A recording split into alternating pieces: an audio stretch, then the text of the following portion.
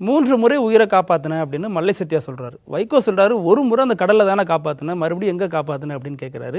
அந்த ஒரு முறை காப்பாத்தினாலும் அது பெரிய விஷயம் தானே அப்படின்னு ஒரு புறம் வாதம் போயிட்டு இருக்கு. மற்ற 2 முறை உயிர் காப்பாத்தினது எங்க அப்படிங்கிற கேள்வியும் எழுந்திருக்கு. இல்ல, இது மல்லை சத்யா அவர்கள் சொல்வதற்கு முன்னாடியே தலைவர்கள் பல மேடையில் சொன்னார்கள், என் உயிரை கடலில் காப்பாற்றியது ஹோட்டல்ல வச்சு தம்பி மல்லை சத்யா தான் அப்படின்னு. அதனால இது அவர் சொல்லி தான் இவர் சொல்லல, தலைவர் தான் அதை முதல்ல வெளியிடுறாங்க.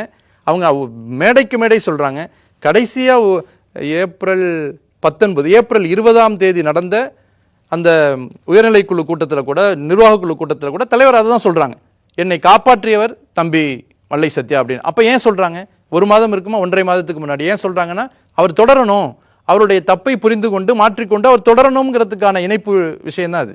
ஆனால் அதையும் தாண்டி அது வேறு ஒரு டேர்ன் எடுக்கும்போது கட்சியை காப்பாற்றிக் கொள்வதற்கு, கட்சியை ஒரு இந்த மாதிரியான ஒரு சலசலப்பிற்கு ஆட்படாமல் காக்கிற ஒரு பொறுப்பு கட்சியோட தலைமைக்கு உண்டு. அதை நோக்கித்தான் தலைவர் செயல்படுது. என்ன சொல்றாங்கன்னா, ஒரு முறை மாமல்லபுரம் கடல்ல காப்பாத்தினது எல்லாரும் தெரியும். இன்னொரு முறை மாமல்லபுரத்திலே ஒரு திருமண விழாவில் பங்கேற்கிறதுக்காக வைகோ தங்கியிருந்த பொழுது அவருக்கு உடல்நல கோளாறு ஏற்பட்டுட்டு அதை சரியான நேரத்தில் அவர் கொண்டு போய் மருத்துவமனையில் சேர்த்தது மல்லை சத்யா அப்படின்னு இன்னொரு விஷயம் சொல்றாங்க.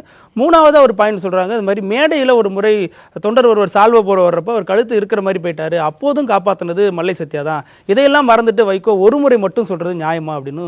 இல்ல, உயிரை காப்பாற்றியவர் மல்லை சத்யான்னு சொல்வதே மிக உயர்ந்த ஒரு விஷயம்தான், அதில் மாற்று கருத்து இல்லை.